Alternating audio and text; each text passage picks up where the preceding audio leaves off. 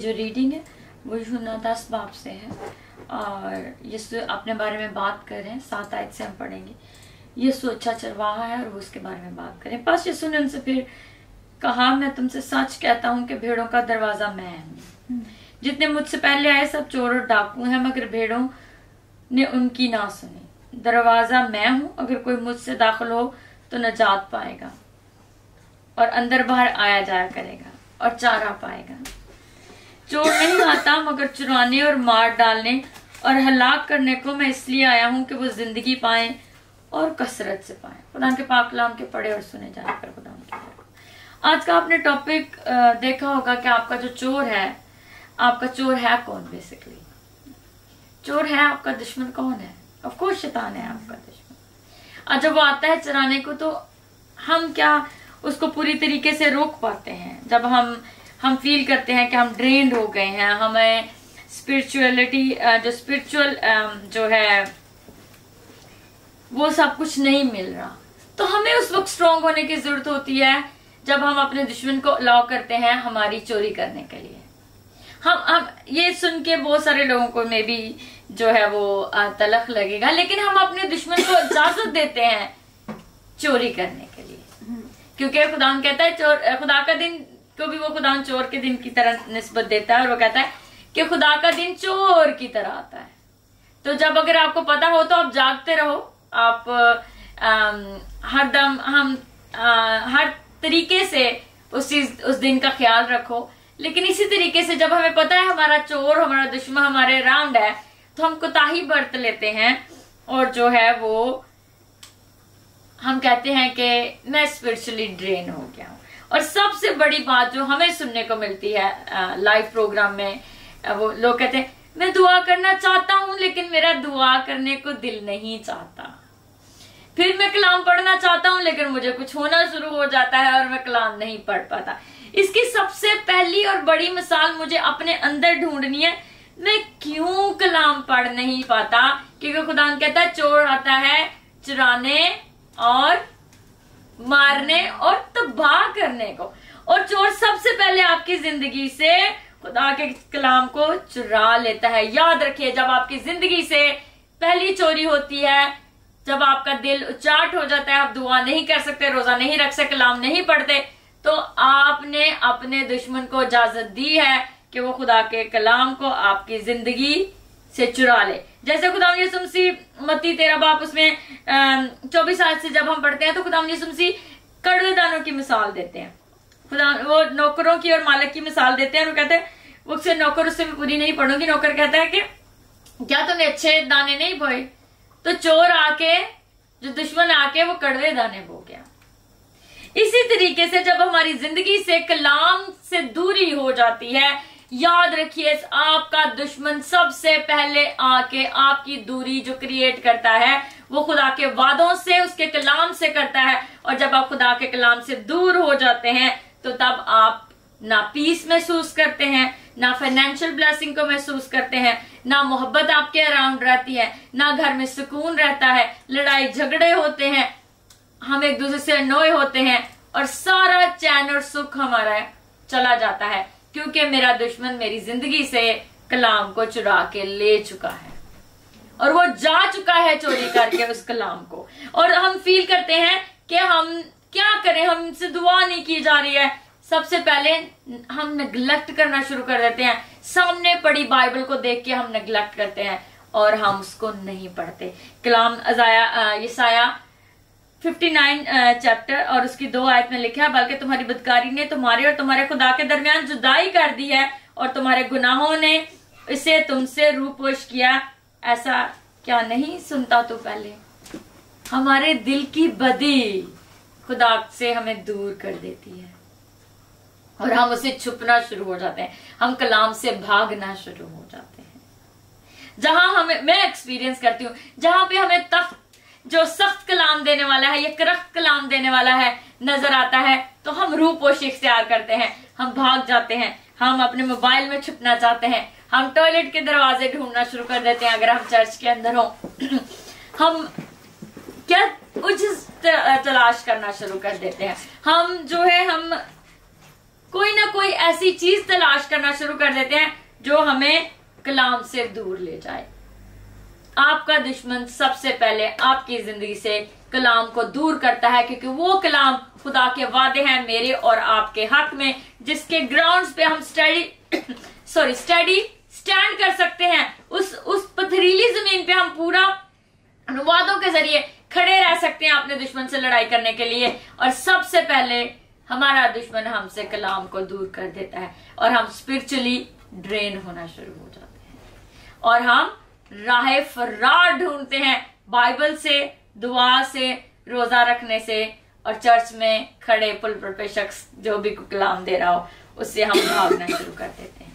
दूसरा, हम कब स्पिरिचुअली ड्रेन होते हैं और हमारे दुश्मन को चोरी का मौका देते हैं? जब हमारा पूरा फोकस दुनिया की तरफ होता है। यूहन्ना का पहला आम खत उसका 2 बाब उसकी 15 आयत में लिखा हुआ है, ना दुनिया से मोहब्बत रखो ना उन चीजों से जो दुनिया में है। जो कोई दुनिया से मोहब्बत रखता है उसमें बाप की मोहब्बत नहीं है। ये हमारी जो भी स्पिरिचुअल फाइट चल रही होती है वो सिर्फ स्पिरिचुअल फाइट नहीं होती है। हम स्पिरिचुअल और वर्ल्डली लाइफ को सेपरेट कर देते हैं, अलग-अलग कर देते हैं। लेकिन as a believer, as a Christian, मेरी स्पिरिचुअल और मेरी दुनियावी लाइफ एक है, क्योंकि मैं बिलीवर हूं, मैं यीशु को फॉलो करने वाला हूं। क्या यीशु 2 जिंदगियां जी रहा था? यीशु एक डिफरेंट अवतार में खुदा का रूप है, उसका बेटा है। हम एक खुदा को वर्शिप करते हैं जिसकी 3 पर्सनैलिटीज हैं, खुदा बाप, बेटा और पाक रूह। उस वक्त खुदावंद अपने बेटे होने का काम जमीन के ऊपर कर रहा था। यीशु अपने बदन के अंदर वो काम कर रहा था, लेकिन वो सेम खुदा था।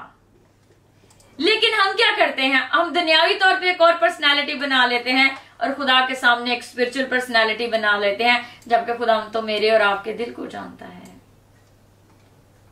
हमें अपनी स्पिरिचुअल लाइफ को अपनी वर्ल्डली लाइफ के साथ अटैच रखना है, क्योंकि मेरी एक ही जिंदगी है। मैं बिलीवर हूं, मैं यीशु को मानने वाला हूं, तो मैं अपने दुश्मन की तरह मुंह पे मुखौटा डाल के या एक नया रूप धार के लोगों को नहीं मिल सकता। मैं कभी भी 2 खुदाओं की वर्शिप नहीं कर सकता हूं कि दुनिया और दुनिया की चीजों को भी वर्शिप करूं, तो फिर मुझ में बाप की मोहब्बत नहीं है।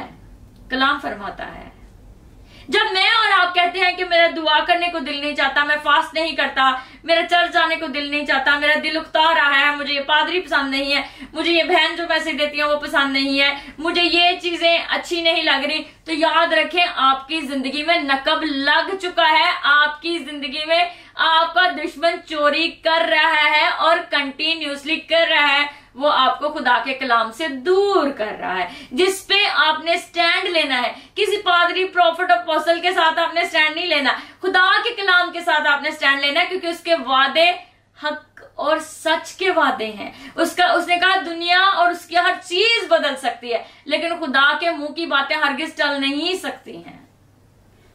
और जब खुदा का कलाम मेरी और आपकी जिंदगी से दुश्मन चुरा के ले जाता है, फिर वो मारता और तबाह करता है, क्योंकि खुदा का कलाम मेरी जिंदगी है। जब उसने वो चुरा लिया मुझसे, तो मेरी जिंदगी तो जाती रही। मैंने तो अपनी जिंदगी शैतान के हवाले कर दी, अपने दुश्मन के हवाले कर दी। अब वो मुझे मार भी सकता है और मुझे तबाह बर्बाद भी कर सकता है, क्योंकि यीशु मसीह के मुंह के अल्फाज हैं, दुश्मन आता है चुराने, मारने और तबाह करने को। बट अनफॉर्चुनेटली हम खुदा के कलाम को वो अहमियत अपनी लाइफ में देते ही नहीं है। मुझसे किसी ने सवाल पूछा डे बिफोर यस्टरडे, मुझे कैसे पता चलेगा कि खुदा की मर्जी को मैं पूरा कर रहा हूं? मैंने उन्हें एक सिंपल सादा जवाब दिया, जब आप कोई भी फैसला करते हुए ये सोचते हैं खुदा इसके बारे में क्या सोचेगा, और आप रुक जाते हैं, तो खुदा की मर्जी को पूरा कर रहे हैं। और अगर आप अपने फैसले के साथ कंटिन्यू रखते हैं, तो of course you are going towards in different direction. आप डिफरेंट डायरेक्शन की तरफ जा रहे हैं और खुदा की विल को पूरा नहीं कर रहे। आप किसी के बारे में भी ख्यालात बांधने से पहले, उसके बारे में सोचने से पहले, कोई प्लान करने से पहले ये जान ले कि खुदावंद आपको देख रहा है और खुदावंद इसके बारे में क्या सोचेगा। तो आप उसकी सोच के मुताबिक अगर फैसला करते हैं, तो आप खुदा की मर्जी के मुताबिक चल रहे हैं। अगर आपने कोई ऐसा फैसला कर लिया जो आपको पीस और अनकंफर्टेबल कर रहा है, आपको पीस नहीं दे रहा है, आपकी जिंदगी में वो फैसला करने से अजीब सी डिस्ट्रक्शन आ गई है, पीस नहीं रहा, तो ऑफ कोर्स वो जो फैसला है वो खुदा की मर्जी के मुताबिक नहीं है। मोस्ट ऑफ द टाइम लोग जब बिलीवर्स के उसमें कैटेगरी में स्टेप इन करते हैं तो ऑफ कोर्स हम बहुत एंथुसियास्टिक होते हैं स्टार्ट वाली लाइफ में। जब हमारा बैप्टिज्म होता है, हमें खुदा की आवाज भी सुननी है, हमने उसके लिए लोग प्रोफेसी भी करना चाहते हैं, लोग हीलिंग भी करना चाहते हैं, बहुत कुछ करना चाहते हैं। लेकिन सबसे पहले क्यों के स्टडी क्या बताती है? सबसे पहले मुझे उसके हुक्मों को मानना है। क्या मेरी जिंदगी से उसकी मर्जी पूरी हो रही है? अगर मेरी जिंदगी से उसकी मर्जी पूरी हो रही है तो तभी मैं किसी और को जाके कन्विंस या टेस्टिमनी दे सकता हूं, तभी मैं अपनी औलाद को उसके मुताबिक आगे लेके जा सकता हूं। जब हम कहते हैं मेरा दुआ करने को बिल्कुल दिल नहीं है, मेरा कलाम पढ़ने को दिल नहीं चाहता, मुझे चक्कर आने शुरू हो जाते हैं, मेरे दिल में डिफरेंट ख्याल आते हैं, तो जान ले कि आपका दुश्मन आपकी जिंदगी से चोरी कर चुका हुआ है। अब उसको रिस्टोर करने के लिए जब तक आपने कलाम को नहीं पढ़ा, दोबारा से कलाम में नहीं जिया, तो वो रेस्टोरेशन नहीं हो सकती है, चाहे आप किसी के पास भी चले जाओ।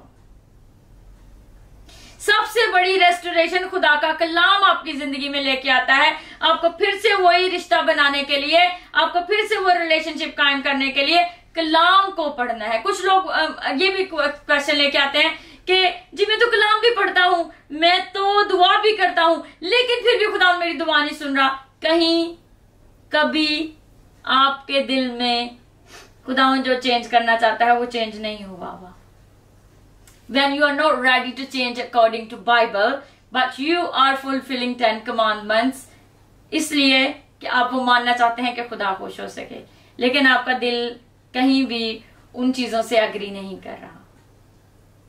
ऐसी हमारे अराउंड बहुत सारी मिसालें मिलती हैं, थाउजेंड्स ऑफ एग्जाम्पल है। मैं बहुत सारे लोगों से मिलती हूँ जो टाइट्स देते हैं लेकिन ड्रग डीलर हैं, जो ड्रिंक करते हैं लेकिन चर्च में आके वर्शिप करते हैं, जो रिलेशनशिप में हैं, पार्टनरशिप में हैं, लेकिन चर्च में आके चर्च को सर्व करते हैं। बहुत सारी ऐसी एग्जाम्पल्स हैं जो कहते हैं कि वो खुदा का हुक्म मान रहे हैं लेकिन अपनी शर्तों पे मान रहे हैं। हम भी ऐसे थे, तौबा करने से पहले हर इंसान ऐसा होता है।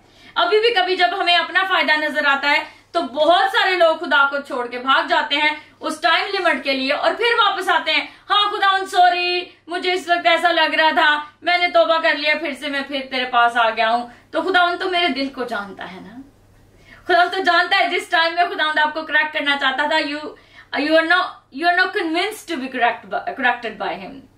So आपने वो राया फरार इख्तियार कर ली और जब आपकी मर्जी पूरी हो गई तो फिर खुदावंद क्या के सरेंडर किया, क्या हाँ खुदावंद अब मैं तेरी मर्जी पूरी करना चाहता हूं। और खुदावंद ये सारे सौदेबाजियां, ये सारी चालाकियों को हमारे अंदर से जानता है। क्या हम खुदा से कुछ छुपा सकते हैं? हम खुदावंद से कुछ नहीं छुपा सकते। जब यीशु फरमा रहे हैं कि आपका चोर आता है और आपकी चोरी करता है, तो हम क्यों अपने सबसे बड़े खजाने की निगहबानी नहीं करते हैं?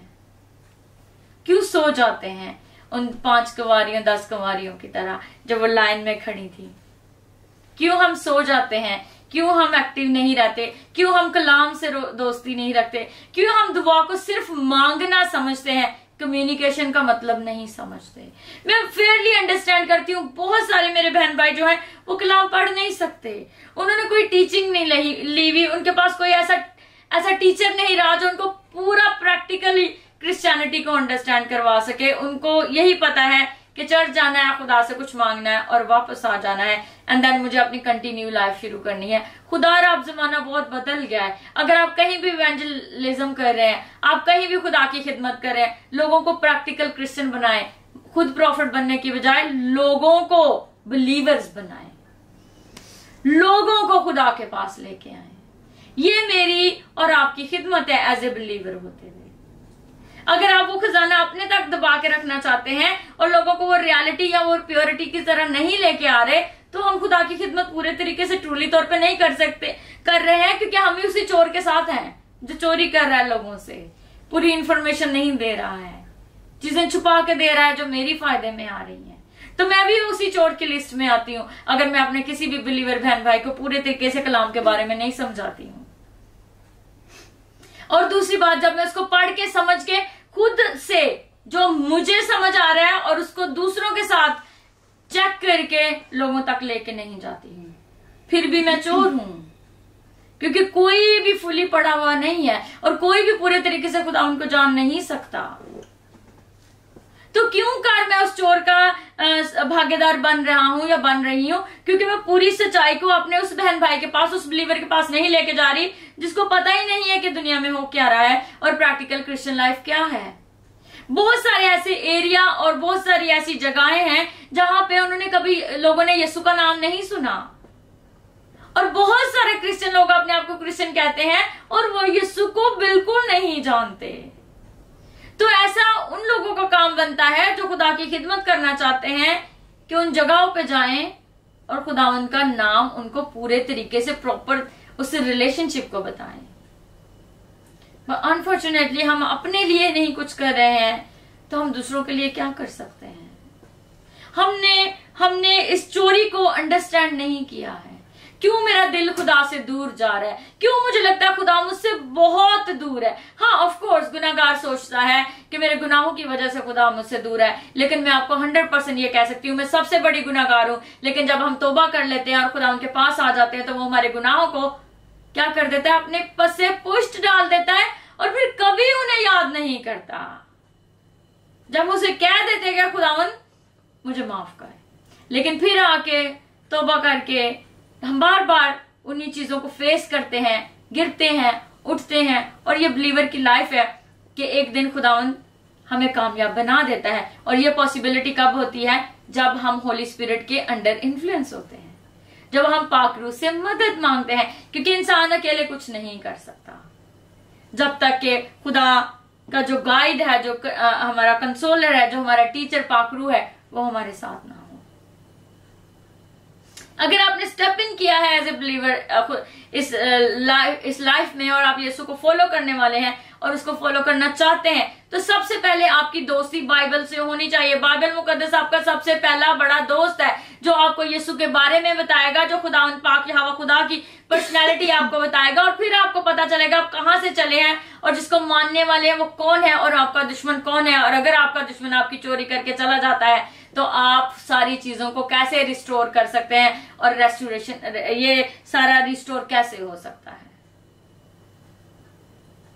जब हम यही नहीं समझते कि कुछ मुझसे चोरी हो गया है और किसी ने मेरा कुछ चुरा लिया है, इसलिए मुझ में खालीपन है, मेरी जिंदगी में गुनाह है, क्यों मुझे दुनियावी चीजों का इंटरेस्ट है, क्यों मेरा दिल नहीं लगता है, क्यों मुझे अपनी पर्सनल लाइफ में सब कुछ खालीपन लगता है, तो जान लें आपकी चोरी हो चुकी हुई है। दुश्मन आता है चोरी करने, मारने और तबाह करने में। पहला बात चोरी है, और चोरी होती है आपकी जिंदगी से खुदा के कलाम की, उसकी रिलेशनशिप की, जो आपकी उसके साथ नजदीकी होती है। सबसे पहले यू फॉल अपार्ट, आप खुदा की प्रेजेंस से दूर चले जाते हैं। और कितना आसान है आपके दुश्मन के लिए और मेरे दुश्मन के लिए आपको खुदा से दूर कर देना, जो आपकी प्रोटेक्शन है, जो आपके छुपने की जगह है, जो आपका मोहकम किला है, जो आपके अराउंड अपने पाक फरिश्तों के भेजता है आपकी हिफाजत से। जब आप उसकी प्रेजेंस से दूर चले जाते हैं तो आपका दुश्मन मारता भी है और तबाह भी कर देता है। छोटा सा सिंपल एक आयत में खुदा यीशु मसीह ने पूरी चीज को बंद करके रख दिया है। When you are far from the word of Lord, जब आपका दुश्मन चुरा लेता है आपकी जिंदगी से खुदा के कलाम को, और जब आपका दुश्मन आपकी जिंदगी में कड़वे बीज बो के जाता है और आप कलाम के अच्छे विधानों का ख्याल नहीं रखते और कड़वे बीजों को लेके अपनी फसल को काटते, बांधते और आगे चलते हैं, तो उसको सारा इख्तियार दे देते हैं ताकि वो आके मारे भी और तबाह भी करे। कभी भी खुदा से अपनी दूरी को ना बनने दें, चाहे आपका लाख दिल ना चाहे, चाहे आपको अपना बहुत सारे टाइम हमें लगता है हम गुनाहगार हैं, मैंने झूठ बोला, मैंने ये किया, मैंने ये गुनाह किया, मैंने वो गुनाह, मैं कैसे खुदा के पास जा रहा हूं? तो खुदा से रूपोश ना हो। ओज़ाया की आयत मैंने आपसे पढ़ी है, आपके सामने पढ़ी है, 59 चैप्टर, उसकी 2nd आयत है। हम रूपोश हो जाते हैं उससे, हम भाग जाते हैं, लेकिन हम खुदा से भाग नहीं सकते। लेकिन जब हम उसको छोड़ देते हैं तो हम दुश्मन की उसमें चले जाते हैं, उसकी गिरफ्त में पूरे तरीके से आ जाते हैं। आज जितने लोग मुझे सुन रहे हैं या आइंदा सुनेंगे या बाद में देखेंगे, मेरी आपसे यही रिक्वेस्ट है, जब आपको फील हो कि आपको दुआ करना नहीं चाह रहे हैं, आपको कलाम नहीं पढ़ना है, आपकी जिंदगी में सुकून नहीं आ रहा, खुदा आपसे दूर है, तो जान ले आपका दुश्मन आप पे पहला वार कर चुका है। अपनी होश को संभालें और सबसे बड़ी हथियार आपका कलाम है, उसको अपने हाथ में लें, and then you will be able to restore everything जो भी आपका दुश्मन चुरा चुका है। और वो कैसे रिस्टोर होगा? जब खुदा का कलाम आपकी जिंदगी में फिर से उन्हीं ग्राउंड्स पे आपको खड़ा करेगा और उसके सच्चे वादों पे आप यकीन करके उन वादों को अपनी लाइफ पे क्लेम करेंगे, एंड देन आपका दुश्मन आपसे डर के भाग जाएगा। God bless you all.